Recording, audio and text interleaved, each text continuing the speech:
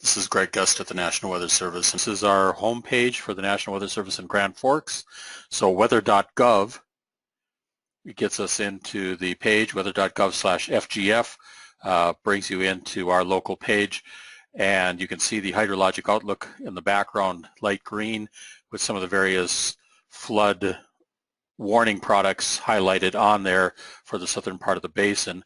And I would just like to point out up at the top, the headline says flood briefing page. And if you would click on there, some of the material that's going on, both our local forecast discussion or any hazardous weather outlook directly on there, as well as it's a direct link, of course, to the river conditions page, our what we call our AHPS, Advanced Hydrologic Prediction Services, but all the gauges indicated on there. And then just some of the immediate day 1, day 2, day 3 type stuff for weather and precipitation, temperature, maximum minimum temperatures, some of the soil condition reporting that's out there as well. So this is just a one way to get to that material that might be pertinent, especially over the next day or two, and keep updated with what we have going for the river itself. I'm going to pick on a few points here. So here's when I hover right above that gauge, you'll see the conditions on the 12-mile creek above Wheaton. So that's showing down in Traverse County where water has been rising over the last few days, and now it's kind of flattened out right in the lower edge of the minor flood stages there at Wheaton. These diamonds are gauge locations, and the circles are actual where forecasts are produced for any of these points in there. But here, so again, 12-mile creek, here's the Mustinka River coming into Wheaton, and there you can see as well into minor flood stage, most of that water flowing into Lake Traverse itself. Here, I'm just going to pick on the Rabbit River near Campbell, and you can see where that water has come in and is now spiked up a bit and is turning over, as we call it, where that first inflow has come in, and it's moving downriver toward the Bois de Sioux River. I'm going to hop out of here for a second and just go to some background information on this all again. So looking at this climate graph that we have for the Fargo-Moorhead area, you can see that from January until this end of March period, our overall snowfall rising somewhat above the normal graph for this time of the year, as well as the overall precipitation in liquid equivalent, if you will, coming in at that. Our temperature regime through much of February and March was well below normal, and now we are just tracking near that green area indicates the high and low temperature normal-ish range for this time of the year. Very soon as we get into early April, our low temperature about the 8th or 9th of April starts to be above freezing in Fargo. Well, we're not near that yet, but we're tracking toward that time period, and not too far off of the normal temperature regime right now for this time of the year. Here's the actual soil temperatures showing up on the NDON station located in Fargo, and the way to read this is the very bottom numbers here are blue. That's actually the surface, or near the surface, 5 centimeters down. And so that light blue color that's showing up in the lower left-hand part of that graphic just shows that it was well below freezing through the early part of March, and all those temperatures at different levels have been warming steadily. So now light blue tracks now just under the freezing point, slightly above during the day, slightly below, slightly above, slightly below. And then you can see the different colors throughout the depth of the soil, how they have steadily been tracking up to near the freezing point. So we see that we're steadily raising that freezing level. It's still frozen ground through depth of the soil there, but it's very near freezing in most locations.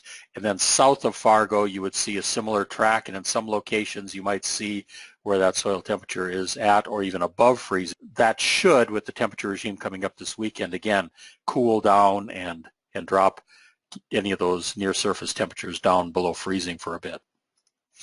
But this has been going on now for the last couple of days. This is from 2 days ago, and this was an aerial flight thanks to the Wilkin County for providing this to us. But this is near Highway 210 between Breckenridge and Fergus Falls, showing just some of the overland flooding and water that was pooling up 2 days ago, moving against roadways, moving across the fields, and starting to bunch up as overland flooding starts to develop from that snowmelt.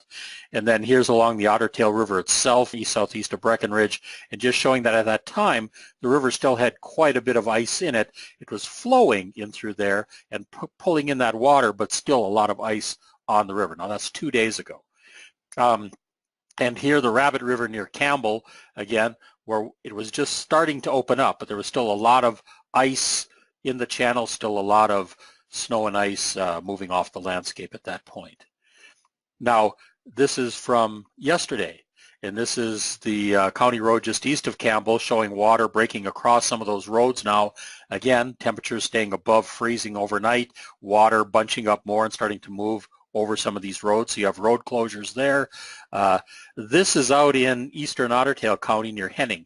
So just to point out that as these are materializing, road closures out there, and we do want folks to remember to not drive through areas where this is occurring, because you don't know what the road conditions are underneath, and try to get around there if at all possible and avoid going through those areas. So you'll see those marking flags showing up in and around the area.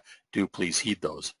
This is satellite imagery from this morning, and here these are accentuated or colorized to try and point out some things. There's clouds up in the north, clouds up in the south, but here in the South Basin, Grant, Wilkin, Clay County down into Traverse, you can see some of the darkening that is both warmer and snow-free in most cases, ground either with black soil or with water on top. Just another nearly visible image trying to show some of that open ground throughout Traverse County, western Grant County, into Wilkin County, a little bit showing up into Richland County as well, where again there's black soil and water moving across the landscape in a lot of those areas. And here, this is back to those gauge stations and some of those gauges I was showing you already, the Mustinka, the Campbell, the Rabbit River Campbell. Here's the Otter Tail River now showing up at the Breckenridge diversion. So that's just off to the east side of Breckenridge, and water that is moving around Breckenridge and coming into the Red River just north of town, while water that's coming up the Bois de Sioux and picking up some of that overland flow here coming into Wahpeton. You can see where that first initial crest from that local runoff and some of that flow that's coming through the Bois de Sioux and in the Otter Tail and that drainage in there is coming into an initial crest here in Wahpeton that will come through the course of today and into tomorrow, and then that should start to decrease again. As colder temperatures come in this weekend, the local runoff and flow will lock back up a bit, and then we expect that to start opening up and flowing again. So this is just an initial crest. It's not the final crest.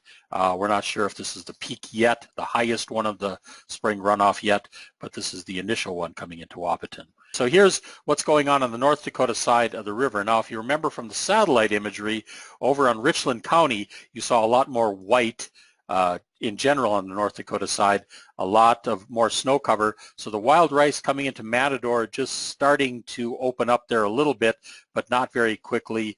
Still a lot of ice and snow into that channel, and moving downstream from there. Well, this is the Antelope Creek at Dwight in central part of Richland County, and that's just opening up a little, but not much motion on there yet. And here's as that Wild Rice River starts to collect at Abercrombie. Well, again, not much flow coming in there yet. Still a lot of ice, still a lot of snow, so not underway near as much. So there's much more initial action on the Minnesota side, down in Wilkin, Grant, Traverse County, even into Clay County, where water is moving. Much less on the North Dakota side, Richland and Cass County at this time. Here, as that comes into the Red River near Hickson, again, just to look at the map, you can see all these points in here in gauges. Hickson just to the south of Fargo there, and that's where we have the initial wave of that action coming through Wahpeton, coming through those channels, coming just in under 28 feet into Hickson here, and that's Tuesday morning of next week, and then dropping off a little bit and holding as the next warm-up cycle comes into play. And then likewise coming into Fargo, now it's coming up, but it doesn't have much flow yet coming on the wild rice. So it comes in into about 23 and a half feet or so, and then kind of parks there waiting. So next Sunday, Monday, Tuesday, we'll have another warm-up cycle in there. We'll start to get some more water moving, and we'll see where that goes from now. But this is just, again, dealing with that initial runoff surge, mainly what is coming in out of the southeast part of the basin and some of the local runoff in that area. But it is not the complete melt yet from the snow, or certainly not from the North Dakota tributaries coming in. Back to here for a minute just to look at some of those tributaries. So again, looking at the Cheyenne River near Lisbon, you see some ramp up coming in through there, but again, there's still plenty of snow melt coming and flow coming, so that's just some initial flow. There's been a little bump that came through at Kindred, but then it'll start picking up more here as the water from Lisbon comes in. But that is just initial runoff. That's not yet the main flow coming through that channel. We don't yet have the gauge active at Sabin, but we're out there checking. There's still some ice to come off there, and water is coming up a bit. On the Buffalo River near Hawley, the north branch of the Buffalo, see if that comes in better. Here we go. You can see that ramped up a little bit on there and now is tapering off again. So that's there. It's coming up a little bit, but a lot more snow yet to come off on those Minnesota and North Dakota tributaries. So this just shows that through the next 5 days, there's little bits of moisture that are coming through. Again, that 1/10 of an inch, 1/10 of an inch type of precipitation that could come through. There's a little bit of snow even possible here in the north end of the valley here today into tomorrow. Later into that, day 6 and 7, down the road, there's a little more risk for a little more substantial precipitation coming into the area, some of that affecting the northern plains. So we'll be watching to see whether that heavier amount of precipitation is going to be anywhere near affecting the Red River Basin. We could easily have 1/4 of an inch or 1/2 an inch or more of precipitation late next week that comes in and around the area. And that's just a quick loop looking at activity moving across our south. This is the next couple of days. So pretty much cool air coming in behind a cold front here today. That's going to cool us down, and then a reinforcing shot of cool air. So generally cool conditions, highs barely above freezing most of the time and lows well below freezing here this weekend. But then we're going to start warming up early part of next week. Not a dramatic warm up. Similar again to what we've been seeing the last week or two. Other locations around the basin are going to show some motion, some activity. You're not seeing much in any part of the northern part of the basin, just little bits as most of that is still well frozen, and there's just a little bit of local inflow with some of the warming that's been occurring, but nothing yet substantial through the northern part of the basin at all.